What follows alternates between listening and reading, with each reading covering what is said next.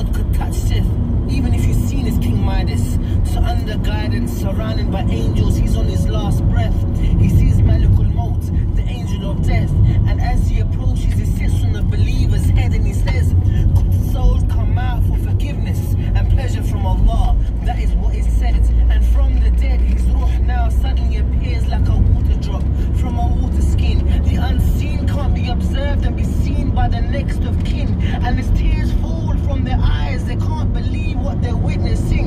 So less than a twinkle of an eye, the angel of death, whose hand the soul just been, gives it to two other angels who embrace the ruh right in. And then they're shrouded with the sweetest musk that the world's ever smelt and seen, and faster than lightning.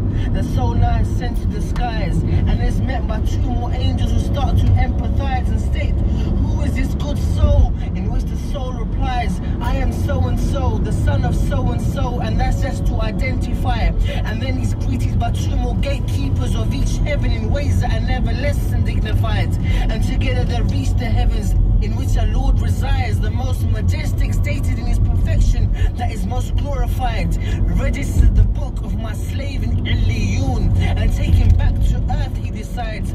I created him from it, and I return him to it, and bring him forth again. So thereby, the soul now returns to his body, and with two angels besides, and they sit up the demise to question him and certify. "Who is your Lord?" they imply. "My Lord is Allah," the slave verifies. "What is your deen?" in which the slave replies, "My religion is Islam." And then the next question the angels try to ask is, "Who is the man that sent amongst you the messenger of Allah?" he testifies. "And how do you know that?" And now the question intensifies.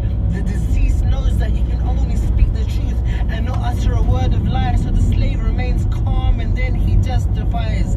"I read the book of Allah, believed it and declared it to be true." And then he hears the words of the majestic and the most high, "My slave has spoken the truth, so spread out carpets from the gardens and open up gates from Jannah. For him he gratifies, and the sweetest smell perfumes his tomb inside, and his grave is expanded further than his eyes suffice." And in this moment of pleasure, suddenly to the slave's surprise, a man with the finest scent and garments arrives. "Rejoice in what delights you have, for this is the day that was promised for you." The slave now mesmerized asks, "Who are you?" "Your face is a face of glad tidings, but still that's not recognized." "I am your good actions." Startled, anxious, satisfied, he asks, "Oh Lord, let this last hour come soon so I can join my family and my properties in paradise." So people are asleep. It's only once they die they're awoken, as your loved ones start to weep and their hearts are finally broken. Tears fall with emotion, but no omens or potent potions can stop your last breath as your words are met.